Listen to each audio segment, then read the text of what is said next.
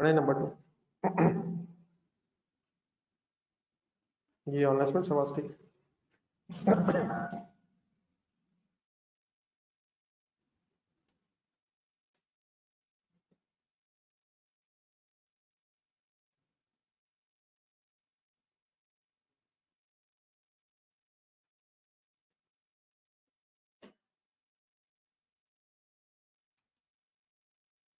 बताएं जी ऑप्शन, आसान है ये वाले सारे I16।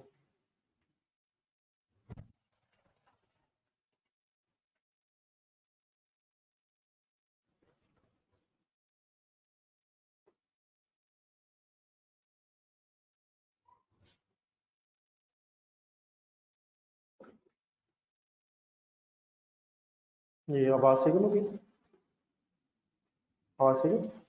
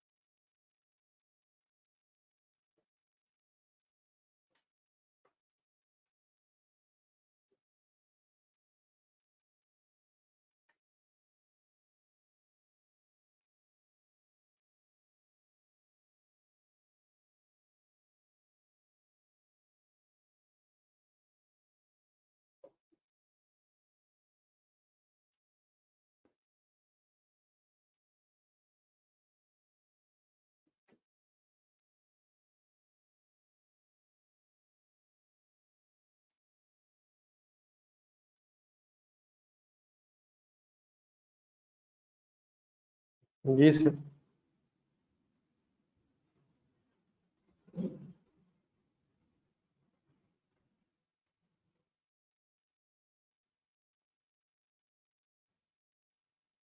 ये ऑनलाइन सोर्स।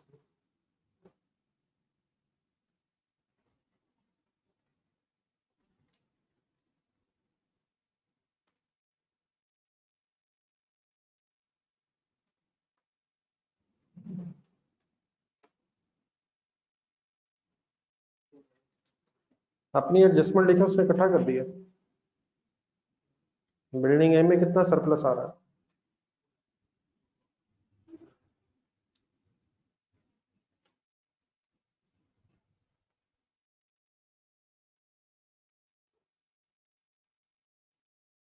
बिल्डिंग में ए में कितना सरप्लस आ रहा है सर? बिल्डिंग बी में कितना? तो ये सरप्लस और लॉस एडजस्ट हो जाएगा। होना तो लदा ही चाहिए सर, और है ही लदा सर, खुदा का नाम नहीं सर। होना भी लदा ही चाहिए और है भी लदा सर। सरप्लस अलहदा है, लॉस अलहदा है। देखेंगे तो पता चलेगा, होना भी लदा ही चाहिए और है भी लदा ही। एसेट नेट हुआ हुआ आपस में। एसेट 230 डेबिट हो रहा है और 80 से क्रेडिट हो रहा है। उसमें एसेट्स को इकट्ठा करके नॉन करंट एसेट्स में लिख दीजिए। लॉस कितना जाना चाहिए? 80 प्रॉफिट लॉस में, और सरप्लस 230 जाना चाहिए। ओसीई को मीनिंग पता? तो ऑप्शन ए बनती है, कंपाउंड एंट्री करती है उसमें। किसी एक एसेट का लॉस दूसरे के सरप्लस से एडजस्ट नहीं हो सकता। एसेट्स भी अलग अलग ही आएंगे, लेकिन उसने वो नॉन करंट एसेट्स के कंबाइंड हेडिंग में लिखा हुआ। 150 कैसे बना हुआ ये?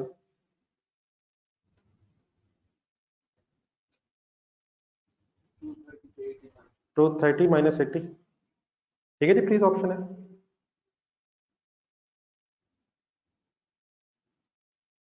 चला आगे। नंबर 3 करें। अभी डिस्पोजल्स आनी है दोबारा, फिर जरा अब डिस्पोजल मैंने गलती कीजिएगा।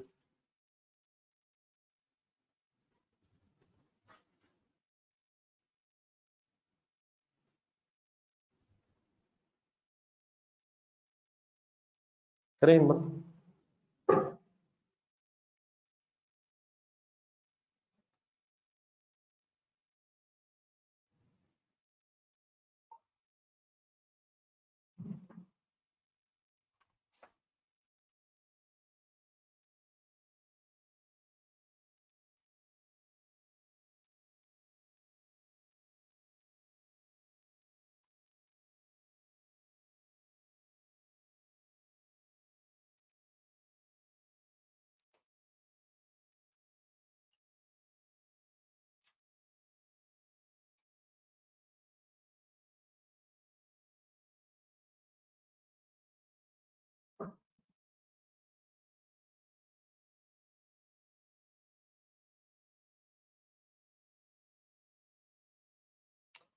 जी ऑनलाइन स्टूडेंट्स गेन है लॉस है कितना?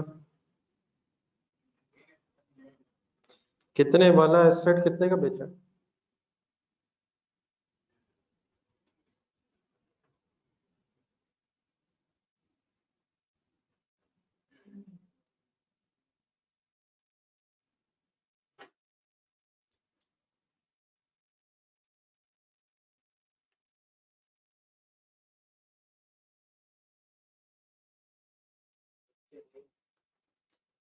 ऑप्शन ए ठीक है। जब डिस्पोजल हुई है तो रिवैल्यूएशन हो चुकी थी।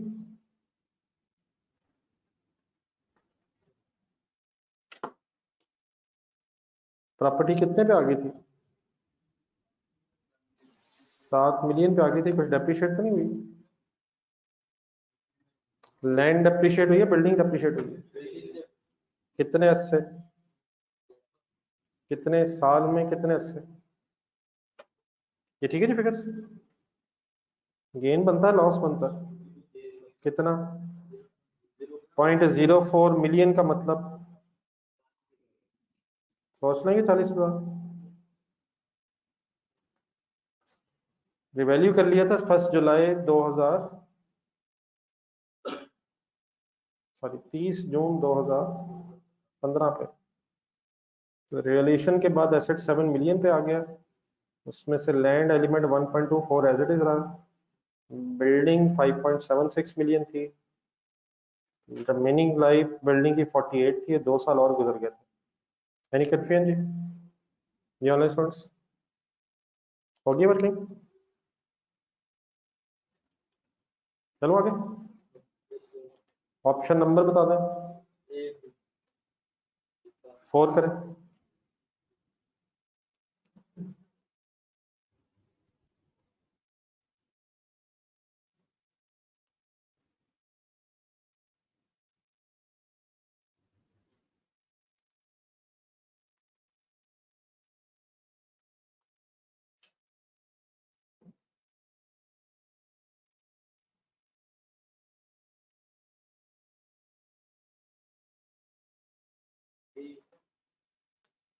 जाने दें यार। जी ऑप्शन 1 गलत है। सॉरी .1 फर्स्ट सेंटेंस ठीक है, गलत है? कब होती है रिवैल्यूएशन?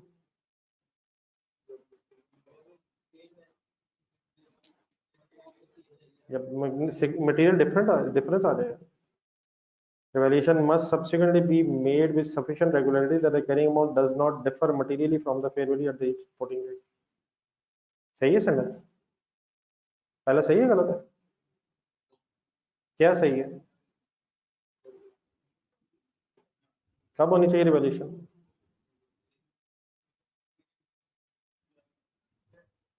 कितना ज्यादा हो?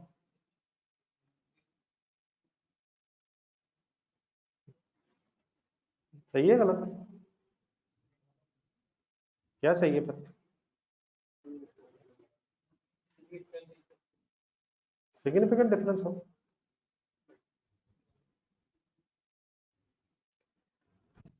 मटेरियल का मीनिंग लिखें यार। मटेरियल का मतलब होता है सिग्निफिकेंट। पीआरसी वाकई एग्जाम निकला है। नंबर 2 ठीक है सर? नंबर 2 भी गलत है। इसमें क्या गलती है?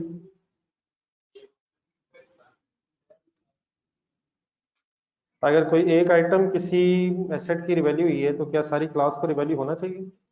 यहाँ लिखा तो हुआ है।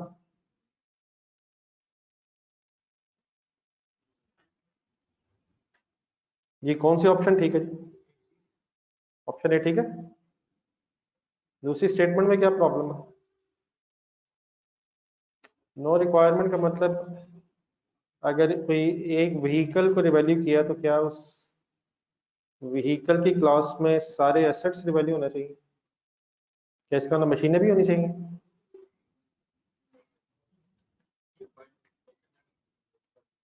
Point number 5 sir.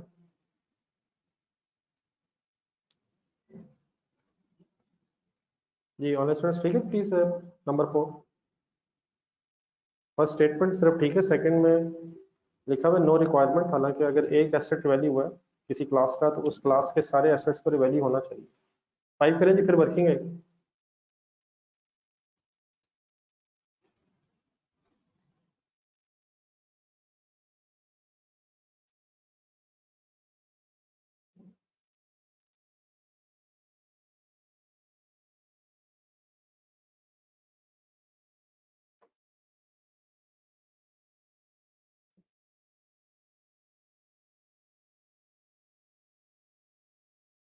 जी ऑप्शन करें करें कंप्लीट करें।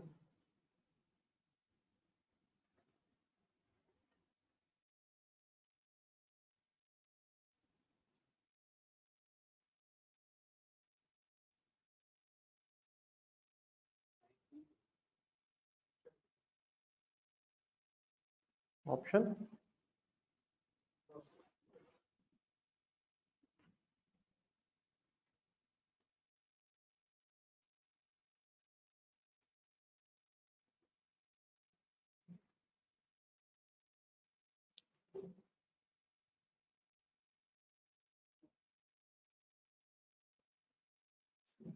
ऑप्शन सी है। रिवैल्यूएशन के बाद रिमेनिंग लाइफ क्या है? जाने दे यार, जाने दे यार, जाने दो यार। कैसे?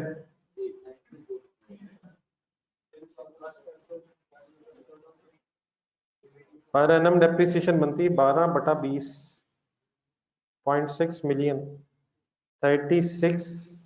3.6 मिलियन पहले डेप्रिशिएट हुआ हुआ एसेट साल के शुरू तक। तो 3.6 कितने अरसे की क्यूमुलेटेड डेप्रिसिएशन है? तो 6 साल तो किस दिन तक गुजर गए हैं? 1 अप्रैल तक। और रिवॉल्यूशन कब हुई है? तो फर्दर कितने अरसा गुजरा है? हाफ ईयर और गुजरा है, 6 महीने। तो टोटल 6.5 ईयर्स गुजर चुके हैं डेट ऑफ रिवैल्यूएशन पे। कितने में से? तो 20 माइनस 6.5, 13.5 रिमेनिंग लाइफ है, और मल्टीप्लाइड बाय 6/12 क्यों हो रहा है? Revaluation mid of the year है, 120 डेप्रिशिएट होगा फर्स्ट 6 मंथ्स, और after revaluation remaining 6 months total depreciation शायद 0.7 मिलियन बनती है, विच मीन्स 7 लाख। ठीक है सर। रिमेनिंग लाइफ कब गिनते हैं?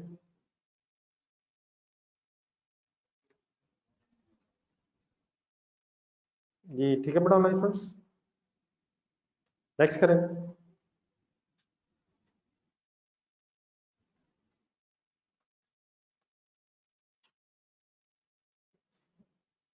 नंबर 7।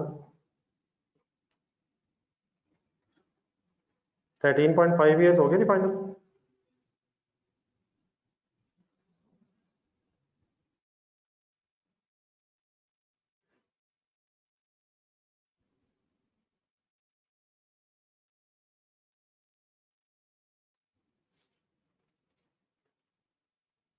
जी दनियल, कौन सा कर रहे हैं? कौन सा कर रहे हैं? कर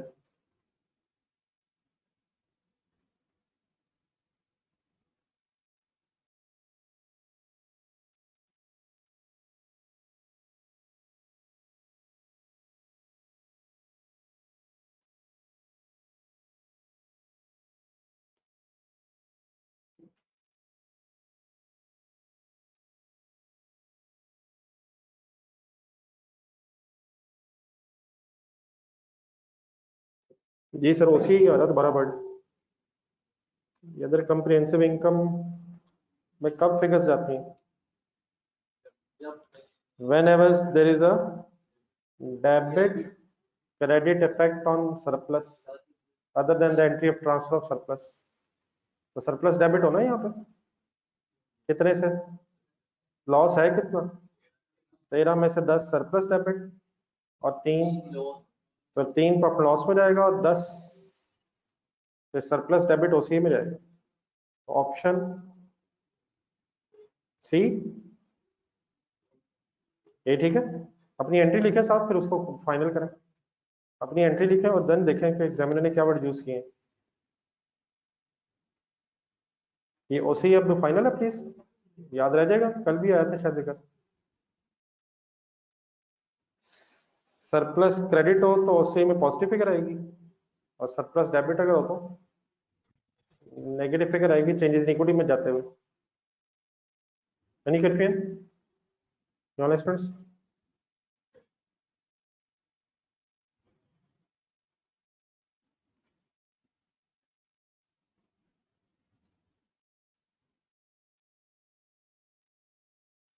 ऑप्शनल डिस्क्लोजर ढूंढे।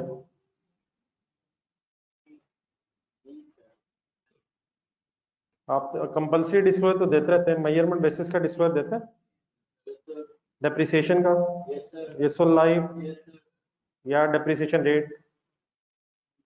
डी टिक लगाएं।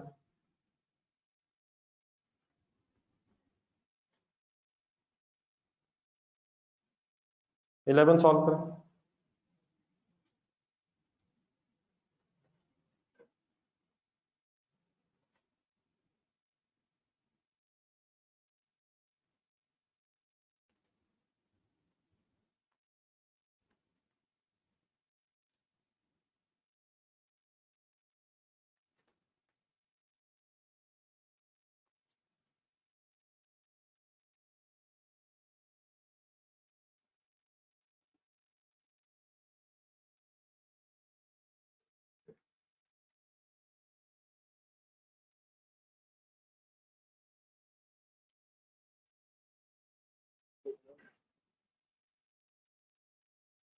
ये बिल्कुल इजी है यार, ऑप्शन ए ठीक है। ये कब वो डिस्पोजल हुई है? साल के शुरू में डिस्पोजल होगी। तो जैसे ही डिस्पोजल हुई है, जितना सरप्लस पड़ा था साल के शुरू में सारा का सारा डिस्पोजल के वक्त रिटेन्ड अर्निंग्स में ट्रांसफर हो जाएगा। तो कौन सी ऑप्शन बनी? ठीक है सर।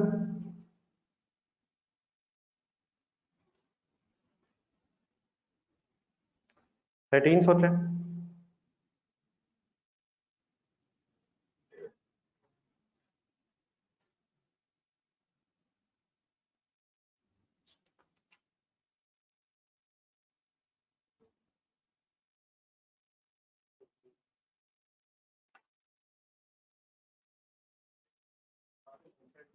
अगर कोई रिवैल्यूएशन हो जाए तो इफेक्टिव डेट बताते हैं। Independent valuer, carrying amount at cost model, revaluation surplus में चेंज, ऑप्शन डी ठीक है। 14 जरा मैं साथ पढ़ लें। वो कहता है 16 अंडरलाइन करें, encourages disclosure of the following information as user of the financial statement might find it to। encourages का मतलब ये है कि अगर ये भी दे दें तो अच्छा है। Carrying amount of temporary idle property, अभी ये पिछला देखें 10 में आया था ये, तो ये एक एडिशनल डिस्क्लोजर है, ऑप्शनल डिस्क्लोजर है। Gross carrying amount of fully depreciated asset, carrying amount of property plant equipment retired from active use, when cost model is used. Number 4 जरा ध्यान से पढ़ें। When cost model is used the fair value of the property plant equipment when this is significantly different from the carrying amount. Materially का मतलब significantly different. IS 40 जरा ध्यान में लाएं। आईएस 40 इन्वेस्टमेंट प्रॉपर्टीज में रखे, जरा नंबर 4 पढ़ें।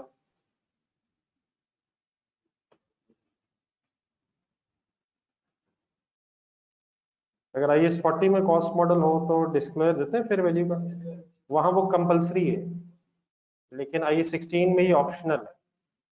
ये चारों ही है जी, इसमें भी डी टिक लगाएं। लेकिन ये ऑप्शनल डिस्क्लोजर्स हैं, कंपल्सरी डिस्क्लोजर्स नहीं। ऑप्शनल और कंपल्सरी का मतलब, कंपल्सरी का मतलब देने ही देने, और ऑप्शनल मतलब दे दें तो ठीक है, लेकिन इसे आर में रखिएगा। ये नंबर 4 समझ आ गया। आईएएस 16 में कॉस्ट मॉडल में क्या बताना क्या है, और आईएएस 40 में क्या बताना जरूरी है। आईएएस 16 में अगर कॉस्ट मॉडल हो तो फेयर वैल्यू बताना ऑप्शनल है, बताएं या ना बताएं। लेकिन अगर आईएएस 40 है तो कॉस्ट मॉडल में फेयर वैल्यू बताना कंपल्सरी डिस्क्लोजर है। 15 ट्राई करें।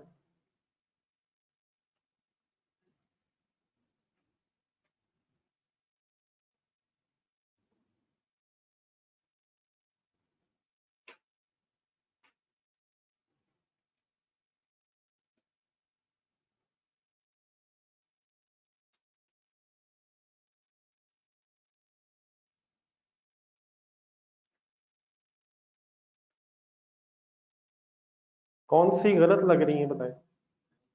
ए, नहीं ए गलत है, सही है। हाँ जी, ए गलत है। ग्रॉस कैरिंग अमाउंट प्रेजेंट भी करनी है, और नहीं है, एंड है। ग्रॉस भी आती है, नेट भी आती है, दोनों बतानी है। सी में पहले है, सी सही है गलत है। ये मिड में भी हो सकती है, शुरू में भी हो सकती है, 2-3 साल का गैप भी हो सकता है, एंड भी हो सकता है, जरूरी नहीं है। डी,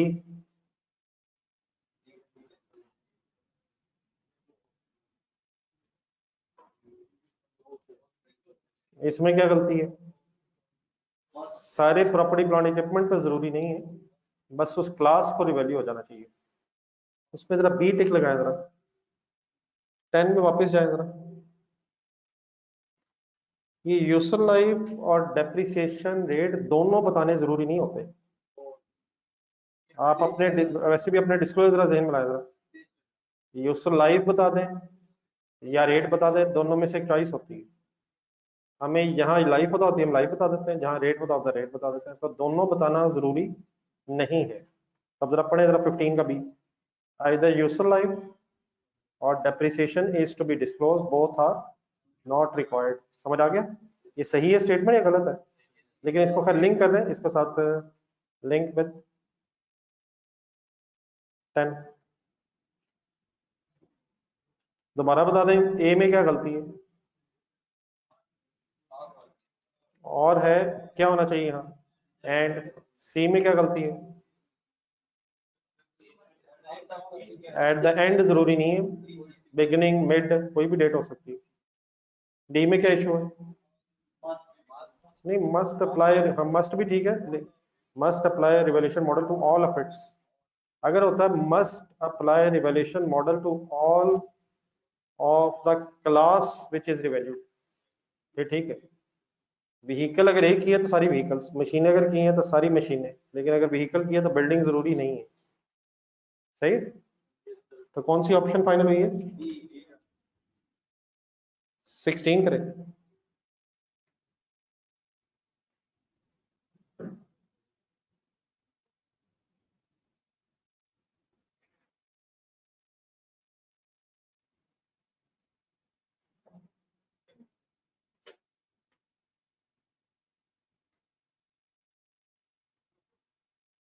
कंसंट्रेशन से कीजिएगा, अभी किया है, पहले भी पता है आपको।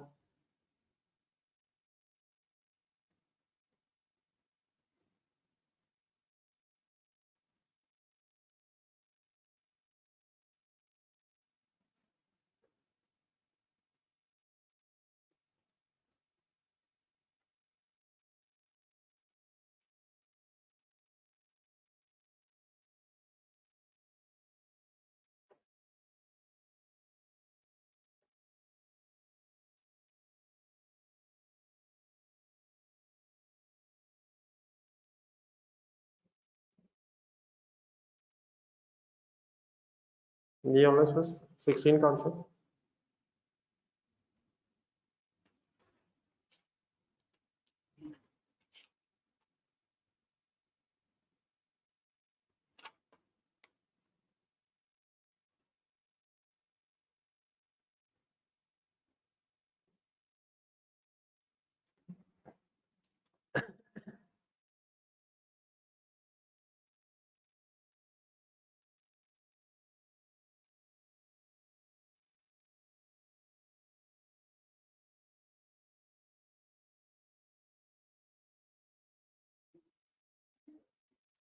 रिमेनिंग लाइफ क्या है?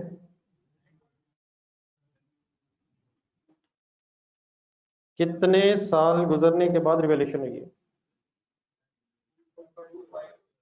2.3 यार, 3 महीने,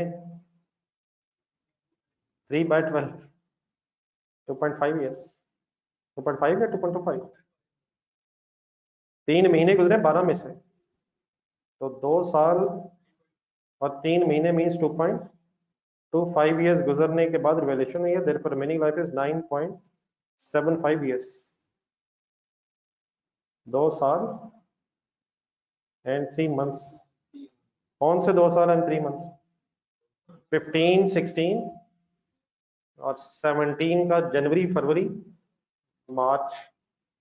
ये 2.25 कैलकुलेट हो गया। 25 कैसे, 0.25 कैसे?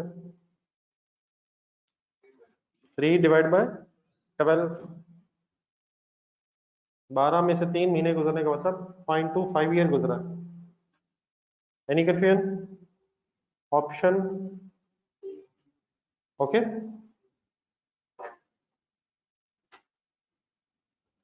20th फिर।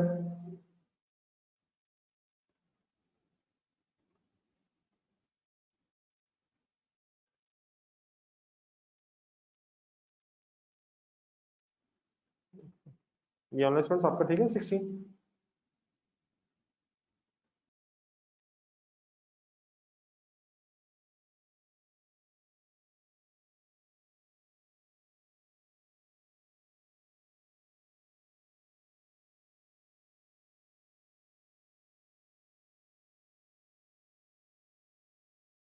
जी सर, इंक्रीमेंटल डेप्रिसिएशन का मतलब सरप्लस की अमाउंट आई है 5 लाख, डिवाइड बाय 8 ही करेंगे ना।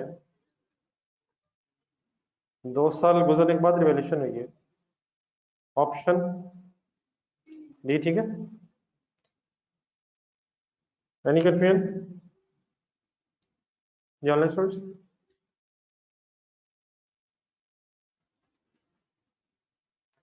Twenty two.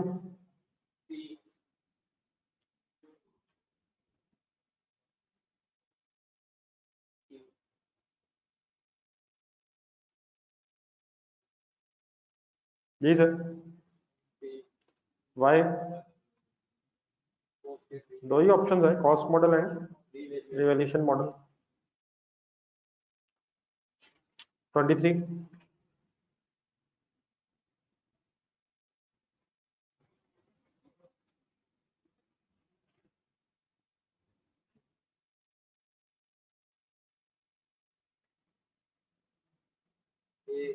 जाने दे यार, खुदा के लिए बस कर दे यार, तीन तीन दफा भी बात होती। Whole class of asset to which it belongs, selection of the asset decided by management, selection of the asset picked at random, individual asset। अगर कोई एक रिवैल्यू हो गया है तो the whole class of the assets to which it belongs. Done है sir, शर्मिंदा कर रहे हैं सर। 24 करें।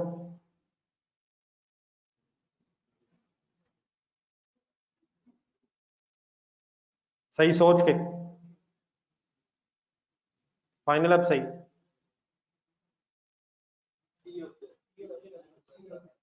कहाँ और कहाँ? Other comprehensive income and revaluation surplus, sorry in statement of financial position. ठीक है, ऑप्शन 25 करें।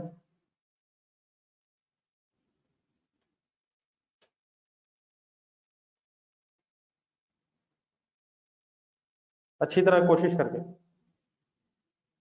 अच्छा सा गेस करें।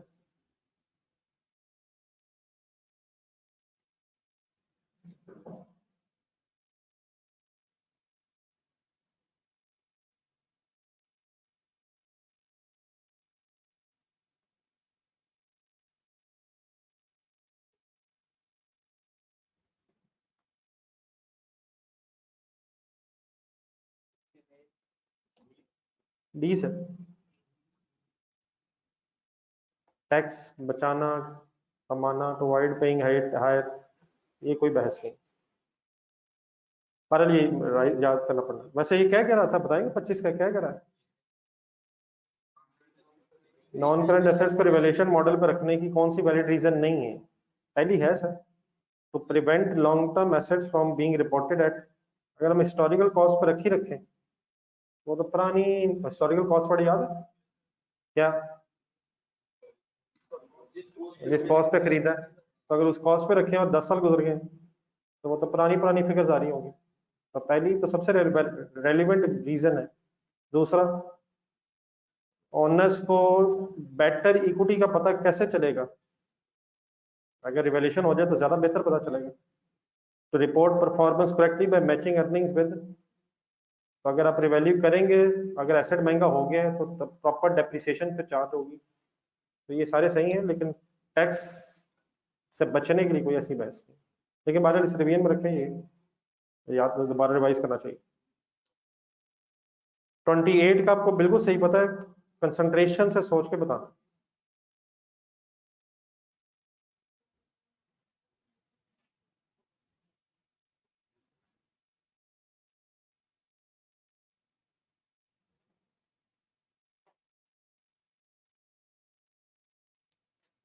जो पहला सेंटेंस लिखा हुआ है लाइन वाला पॉइंट 1 और 2 के ऊपर, वो जरा ट्रांसलेट कर दो।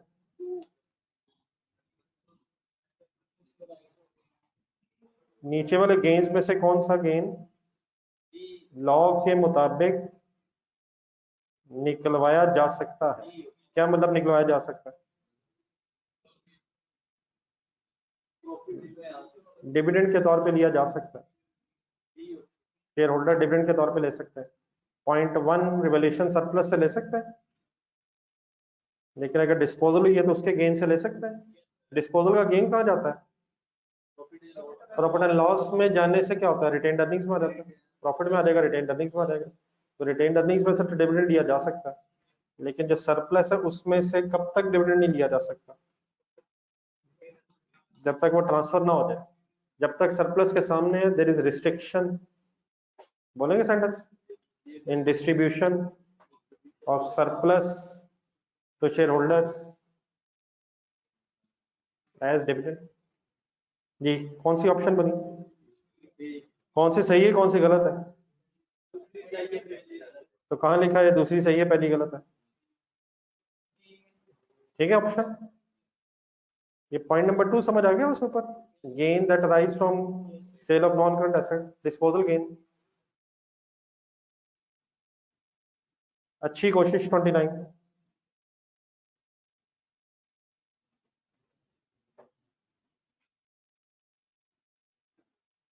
कैश फ्लो आ गई।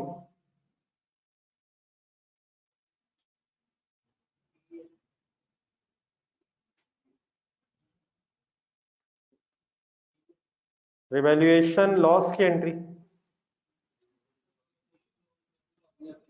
ट्रांसफर ऑफ सरप्लस की एंट्री, रिवैल्यूएशन गेन की एंट्री, डिस्पोजल ऑफ एसेट की एंट्री। हाँ जी, कैश इसी में आएगा। कैश कैश ट्रांजेक्शन है ये। ऑप्शन बताएं।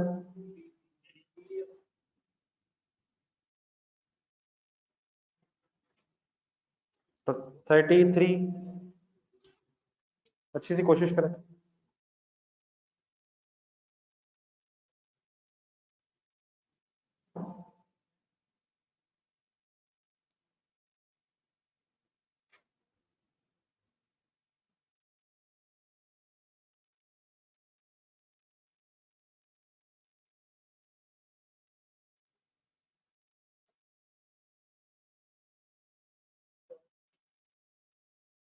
प्रॉफिट लॉस में चार्ज होता है ये, उसी तरह जिस तरह इन्वेस्टमेंट प्रॉपर्टी ढूंढे जरा। इन्वेस्टमेंट प्रॉपर्टी का पेज बताएं, second page of investment property 170। देखिए जरा, ये कल भी शायद आया था एक क्वेश्चन में। 172 के दरमियान में देखें, आपने एक लिस्ट पढ़ी थी जो अमाउंट्स कैपिटलाइज नहीं होती। 170,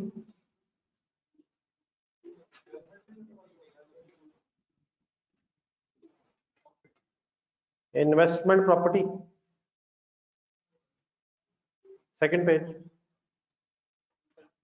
173, उसके दरमियान पढ़ना है कॉस्ट में प्रॉपर्टी टैक्स वगैरह ऐड होना था, उसके नीचे एक लिस्ट बनी थी 4, स्टार्टअप कॉस्ट आगे, ऑपरेटिंग लॉसेस आगे, इनका क्या करना था, कैपिटलाइज नहीं होना था तो प्रॉफिट लॉस में जाना था। तो ये भी इनिशियल ऑपरेटिंग लॉस लिखा हुआ, मेरे ख्याल सेम वर्ड से वहां इनिशियल ऑपरेटिंग लॉसेस नहीं, ऑपरेटिंग लॉसेस असल में इनिशियल ऑपरेटिंग लॉसेस मतलब होता है शुरू के ऑपरेटिंग लॉसेस। अगर बिजनेस के स्टार्ट में कुछ लॉसेस आए तो वो प्रॉफिट एंड लॉस में ही जाएंगे, जिस तरह रूटीन में जाते हैं, वो कैपिटलाइज नहीं होने। ठीक है, और डायरेक्टली रिटेन्ड अर्निंग्स वाली भी कोई बहस नहीं, लॉस पहले प्रॉफिट लॉस में जाएगा, वहां से फिर वो इकट्ठा होके रिटेन्ड अर्निंग्स में जाएगा। ठीक है, इसको भी आर में रखना। 34 बहुत इजी है लेकिन आपने जल्दी में खराब कर देना।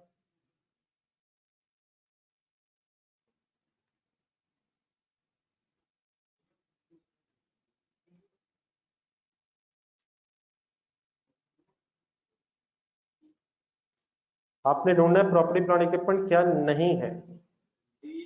Stand by generated expected to be used for 7 years, plot of land held for resale, ये क्या है? नहीं, इन्वेस्टमेंट प्रॉपर्टी नहीं है ये।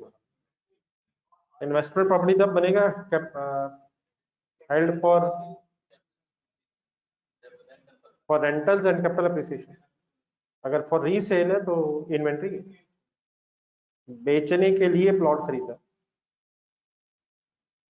अगर मकसद ही बेचने के लिए तो ये प्रॉपर्टी प्लांट इक्विपमेंट नहीं है। ये इन्वेस्टमेंट प्रॉपर्टी कब बनता? फॉर रेंटल या कैपिटल अप्रिसिएशन अगर होता है। सी, अगर पिक एंड ड्रॉप के लिए कोई बस है आपकी, यूज कर रहे हैं, तो प्रॉपर्टी प्लांट इक्विपमेंट में ही आएगी। जनरेटर फॉर रेंटल उधर सोच के बताना है कहाँ जाएगा, जाने दें यार, इन्वेस्टमेंट प्रॉपर्टी है। इन्वेस्टमेंट प्रॉपर्टी में सिर्फ क्या आता है, लैंड एंड बिल्डिंग आती है। तो जनरेटर अगर रेंटल्स टू अदर्स है तो इसका सिंपली मतलब ये किराए के लिए दिया हुआ रखा हुआ आपने, ये भी प्रॉपर्टी प्लांट इक्विपमेंट है, बी टिक लगाए, बाकी सारी चीजें पीपी हैं।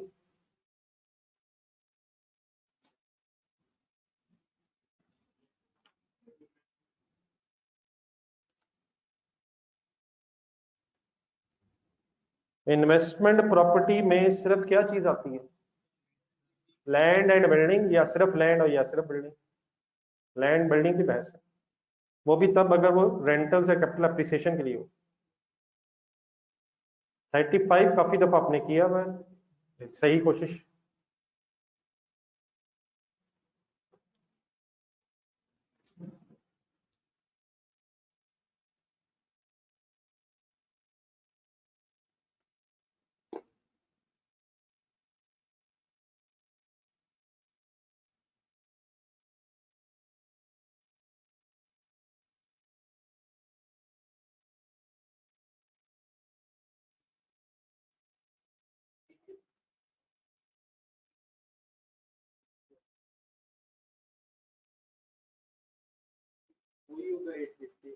जाने दे यार, 850 हो सकता था अगर क्या ना पता होता, अपने पुराने प्लांट की फेयर वैल्यू ना पता होती, हमारा क्या क्या जा रहा है, कितना कैश, और 750 मार्केट वैल्यू वाला एसेट हमें कितने का पड़ रहा है, 8,05,000 का पड़ रहा है। जाती की वजह से गलत करके 850 कब रेलिवेंट होता, अगर फेयर वैल्यू ना पता होती पुराने की तो फिर 8,50,000 का ही होना था। देखो बताएगा कोई कुछ क्वेश्चन में कहाँ कहाँ ही आया है, अब तो ये बड़े मशहूर क्वेश्चन थे मेरे ख्याल में, किन किन सवालों में ही आ चुका है। सबसे पहले तो ये मंडे में आया था एक दफा, मंडे के बाद भी ये आया है जी, मेसोपोटामिया में भी आया है। मेसोपोटामिया मेरे ज़हन में नहीं है, लेकिन एक और शुरू में सवाल उसमें भी आया हुआ,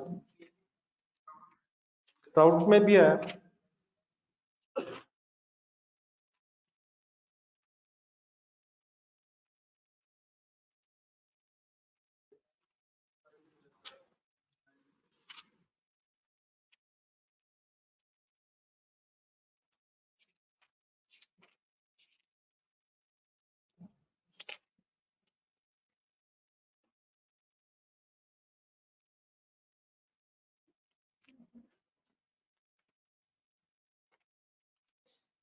ट्राउट में भी मेरा ख्याल आया, ये पेज 29 पे भी आया था अल्फा में।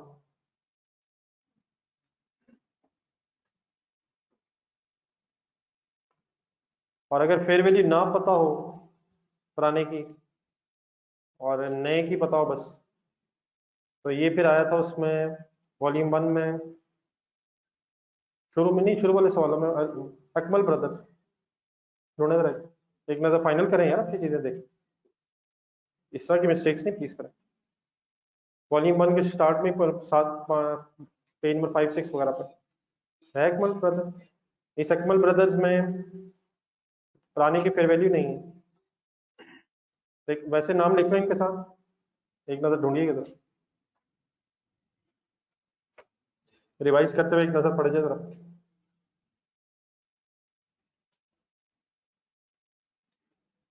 ठीक है, ठीक है सर, 36 करें।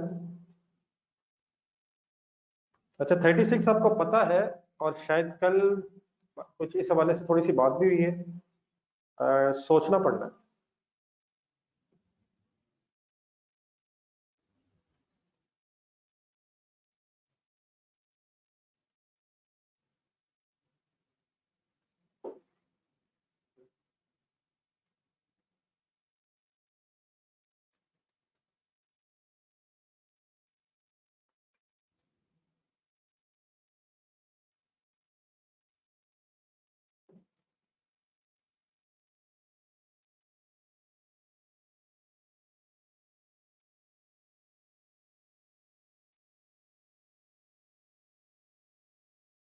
ये fair value plus cash paid, अगर पुराने की फेयर वैल्यू पता।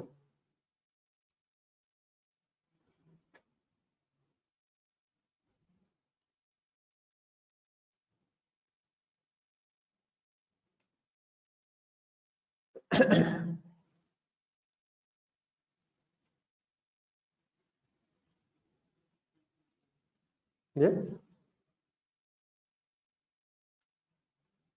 अल्फा कैसे, कैसे की वर्क ये,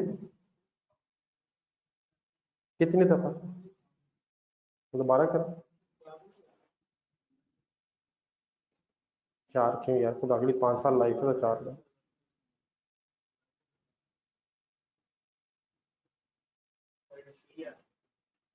सही होगा यार। 0.75 5 दफा। ये किसी को पता है ये क्या हो रहा है, वो निकालना क्या है और कर क्या रहे हैं हम। रिड्यूसिंग बैलेंस मेथड में यूजफुल लाइफ के एंड में एसेट की डब्ल्यूडीवी रेजिडुअल वैल्यू के बराबर बच जाती है, ये पता है किसी को? अपना रजिस्टर है इस वक्त, रजिस्टर है तो उसका पहला सफा निकाला है,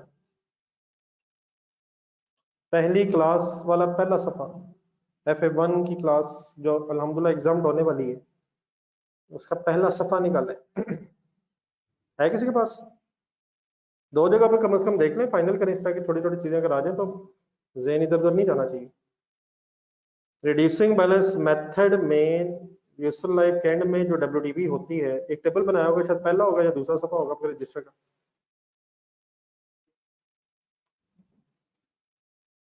रिड्यूसिंग बैलेंस मेथड की वर्किंग करते हुए at the end of the useful life WDB is equal to residual value, मिलता है कि? कल एक पेज नंबर आ रहे थे 169 वगैरह गवर्नमेंट ग्रांट में, गवर्नमेंट ग्रांट के कुछ सफे पढ़ रहे थे कल, जिसमें रिड्यूसिंग बैलेंस मेथड से गवर्नमेंट ग्रांट कोई इनकम भी बनाने की बात हो रही थी, जरा पेज नंबर बताएं। 160 कौन सा है? उसमें भी 128 बच गया था 3 साल बाद। 169 उसकी वर्किंग देखें जरा। रिड्यूसिंग बैलेंस मेथड में अगर आप रेट लगाते जाएं तो जो WDV बचेगी यूजफुल लाइफ के एंड पे वो रेजिडुअल वैल्यू के बराबर आ जाएगी। कौन सा पेज है? 169 160 नहीं, वो जो वर्किंग हुई है डेप्रिसिएशन वाली 170 पे हुई होगी। मैं क्या कह रहा हूँ बोल देंगे सेंटेंस, क्या क्या क्या बार बार बोली जा रहा हूँ। यूजफुल लाइफ के एंड पे जो WDV होती है वो रेजिडुअल वैल्यू के बराबर आ जाएगी। लेकिन मैंने 0.75 क्यों किया? ये रेट तो 25% है, सीधा ही WDV निकाल रहा हूँ 75 करके। अगर रेट होता 15% तो क्या करते? 85% कर लेते। रेट होता 10% तो एंड सो ऑन। ठीक है, ये 474,609 WDV निकली है 5 साल बाद की, जो किस के बराबर होगी? ये पेज नंबर्स लिख लें जी जरा। पेज कम से कम ये कौन सा पेज?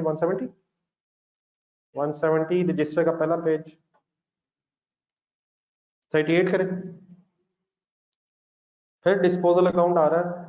अब तो मेरे ख्याल सही बना ही लीजिएगा यार।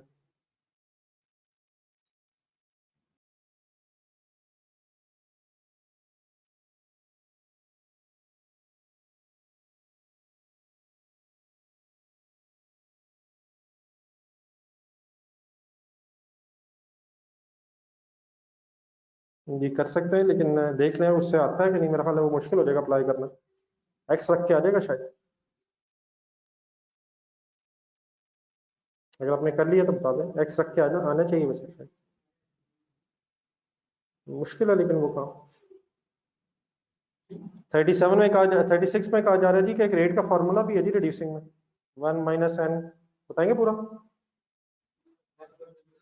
Residual value divide by cost into 100। इसमें रेजिडुअल वैल्यू का एक्स रख के भी आ सकता है। करके देखें जरा। 5x 2 मिलियन इनटू 100 यूज करें जरा कैलकुलेटर।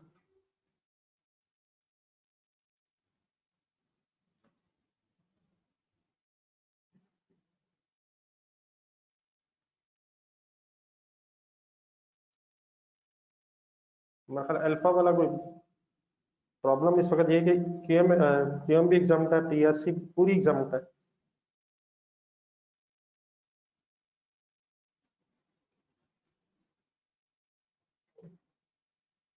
38 करें।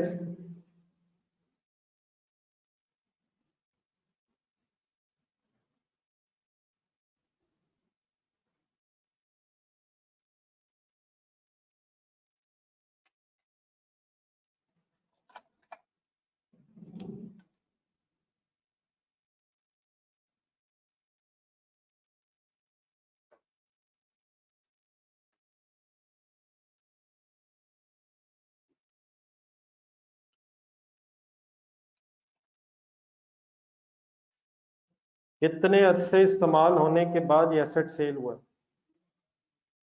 3 पॉइंट ना करो यार, 3 साल और ना करो यार, क्या हो गया?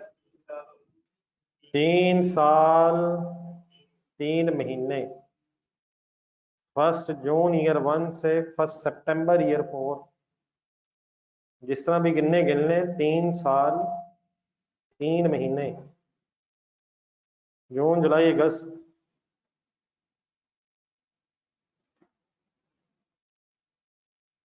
पहले साल में 7 महीने, आखिरी साल में 8 महीने, 15 ये हो गए। और 24 12 महीने दो सालों में 24 जमा 15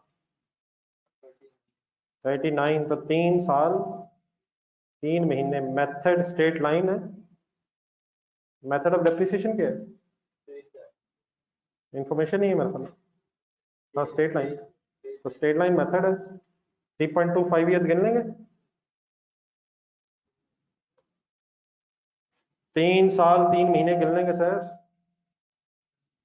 एक्यूमुलेटेड एप्रिसिएशन बनेगी 78, गेन है लॉस है,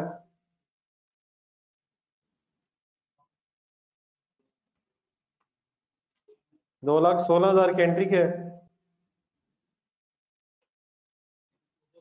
डिस्पोजल डेबिट एसेट क्रेडिट, 163 में से 1 माइनस किया है मैंने, आ जाएगा याद, डिस्पोजल कॉस्ट नेट ऑफ हो गई, डबल एंट्री 162 की, कैश डेबिट डिस्पोजल क्रेडिट 78,000 की एंट्री, ऑप्शन गेन है लॉस है, ऑप्शन ए ठीक है, फिर रह गया लगता है डिस्पोजल अकाउंट, अब साल नहीं गिने गए,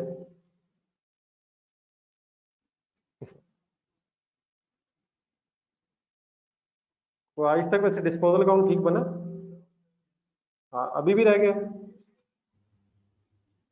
पेपर में सही बना लीजिएगा बस, अल्लाह करे जरूरत ना ही पड़ेगा, 39 करें। अच्छा वैसे अपनी इंफॉर्मेशन के लिए पूछ रहा हूँ, ये एमसीक्यू साथ साथ ही हो जाने चाहिए या तैयारी के बाद होने चाहिए, नहीं मतलब इन दिनों में करने का कोई फायदा है या टाइम वेस्ट हो रहा है, मेरा तो खैर तैयारी के बाद ही वैसे करना चाहिए, वरना तो वो टिक ही लगने थे बाद पहले, अब तो फिर भी कम से कम कुछ ये कह सकते हैं कि हम कुछ पिछला कम से कम रिवाइज हो जाता है, वैसे ओपिनियन ले रहा हूँ आपसे क्योंकि मैं असल में जरा अनडिसाइडेड रहता हूँ इस हवाले से, करें जी 39, ये सही बता दीजिएगा यार, कल बड़ी लंबी बहस हुई है IAS 8 में, change in depreciation is a, option ही बता दे यार दानियाल, चेंज इन स्टैंडर्ड है ये,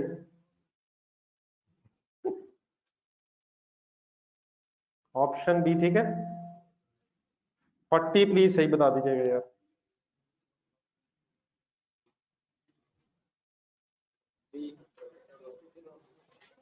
ठीक है प्रॉफिट लॉस, ऑप्शन बी 41, जरा सोच के अच्छा सा गेस करें,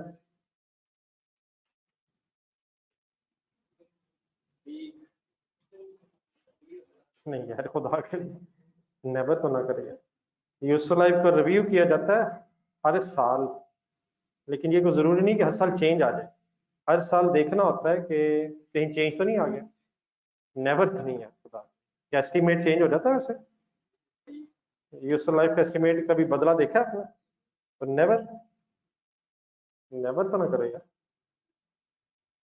सी टिक लगा लें, अच्छा at the at least at the each year and का ये मतलब नहीं कि हर साल चेंज होती है, क्या वर्ड्स लिखे हैं ऊपर, देख लेना चाहिए हर साल के एंड पे कि कहीं लाइफ का एस्टिमेट बदलने की जरूरत तो नहीं है, अगर नहीं जरूरत तो ठीक है, वरना बदल लेना चाहिए, हर साल बदलना जरूरी नहीं है लेकिन हर साल चेक हो जाना चाहिए, 43 ट्राई करेंगे अच्छी सी,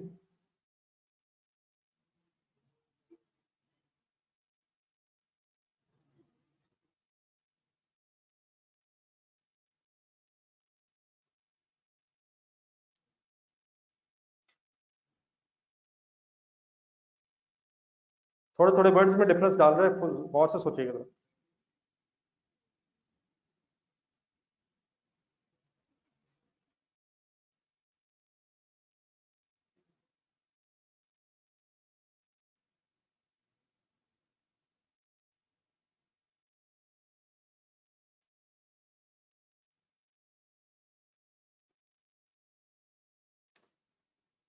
ये अंदाजा लगाया कब जाता है,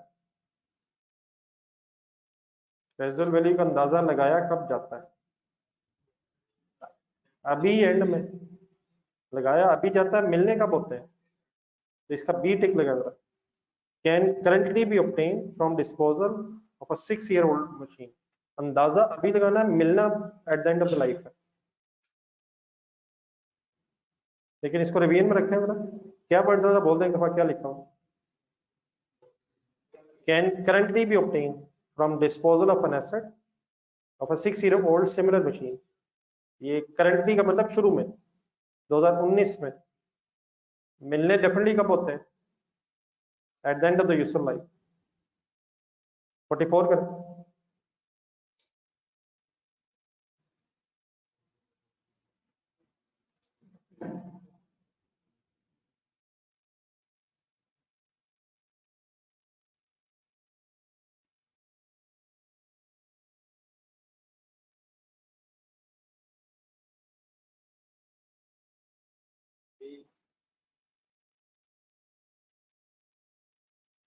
जी एक्सेस डेप्रिसिएशन अपने कैलकुलेट करनी है, कैसे करेंगे?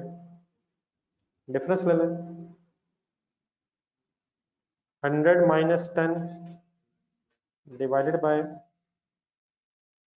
100 माइनस 10 डिवाइडेड बाय 6। 15 चार्ज हो रही थी। वैसे तो एक शायद सिंपल तरीका भी है, आप लोगों ने कैसे किया? हाँ जी, रिवैल्यूड अमाउंट है या जो सरप्लस है?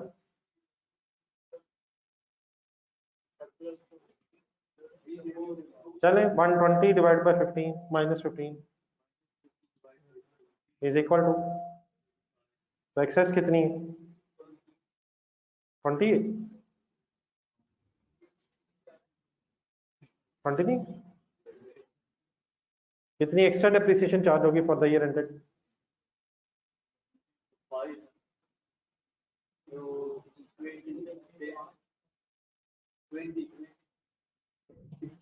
नहीं, आप अपनी वर्किंग दे दें, आपकी कितना? सही नहीं आंसर? 20 है। आप लोगों ने कैसे किया बताएंगे तो फिर ही पता चलेगा। नहीं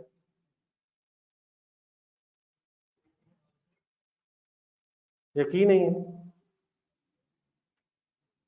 20 ठीक है।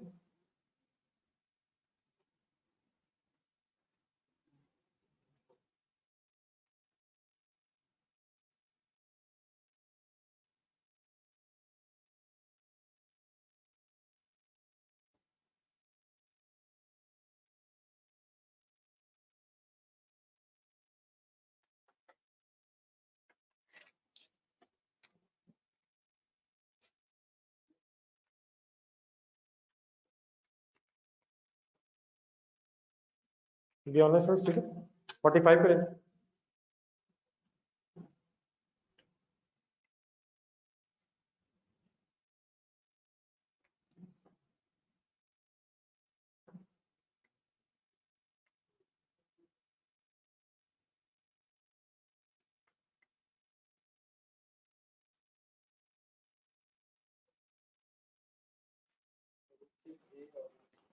अच्छा मैंने लिखा शेल बी मेड, वैसे पीछे ढूंढने जरा, ये शायद सारे डिस्क्लोजर अवेलेबल है, शायद सारे डिस्क्लोजर होने चाहिए, लेकिन इसमें से कंपलसरी कौन सा है और ऑप्शनल कौन से हैं?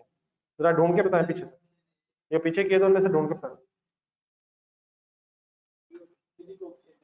ए कंपलसरी है और बी और सी जो है ये ऑप्शनल में आ रहे हैं। ऊपर वर्ड्स हैं shall be made, shall be made का मतलब होना चाहिए, तो होना चाहिए ए है। अगर वो कहता है कि कौन सा डिस्क्लोजर दिए जा सकते हैं कैन बी मेड, फिर शायद ऑल ऑफ द अबव होना चाहिए। तो शैल बी मेड का मतलब हमने कंपलसरी ढूंढना है, होने चाहिए। देख लिया?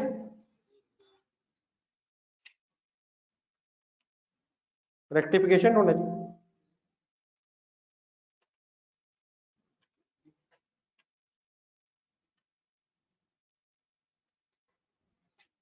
पेज नंबर बताइए।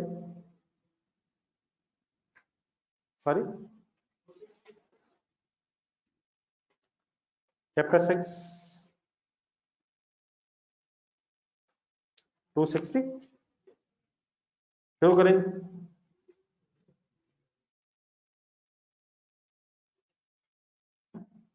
अच्छे हैं, सब कुछ रिवाइज हो जाएगा, जरा कोशिश करिएगा सही।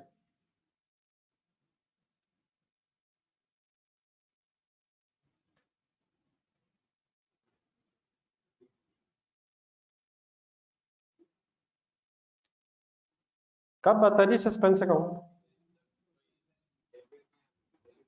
डेबिट क्रेडिट रूल में वायलेशन हो जाए। ए को जरा काउंटिंग पॉइंट मुझे बताएं, क्या डेबिट होने की बजाय क्या डेबिट हुआ? नहीं, ए में रिपेयर डेबिट की बजाय एसेट डेबिट हुआ, तो डेबिट क्रेडिट में प्रॉब्लम नहीं है। बी बताएं। इन्वेंट्री डेबिट की बजाय नॉन करंट एसेट डेबिट हो गया, ये भी इशू नहीं है। सी एरर ऑफ ओमिशन से तो वैसे ही सस्पेंस अकाउंट नहीं बनेगा।